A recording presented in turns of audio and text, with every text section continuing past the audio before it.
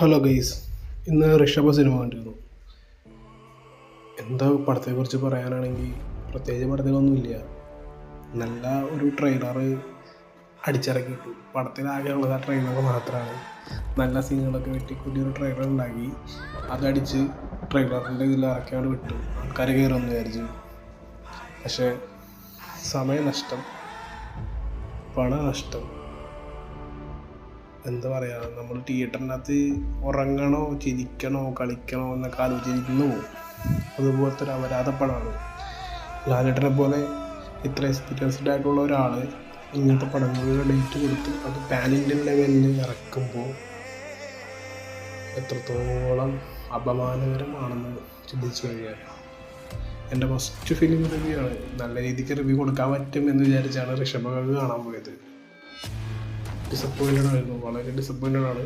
പടം അപരാധമാണ്. നമ്മൾ ആ ട്രെയിലറിൽ കണ്ടതെന്തോ ആ കുറച്ച് നല്ല ഭാഗങ്ങൾ മാത്രമേ ഉള്ളൂ സിനിമയിൽ. സ്റ്റോറി ബേസ് ആയിരുന്നു ഒട്ടും സ്ട്രോങ് ആകാത്തൊരു സ്റ്റോറി. ഗ്രാഫിക്സ് ഒക്കെ എടുത്തു വരേണ്ടത് വളരെ മോശമാണ്. നമുക്ക് ചില സാധനങ്ങൾ കാണുമ്പോൾ ചിരി വരുന്നു. സീരിയസ് ആയിട്ടുള്ള കാര്യങ്ങളൊക്കെ ചിരി വന്നു, അങ്ങനത്തെ ഗ്രാഫിക്സ്.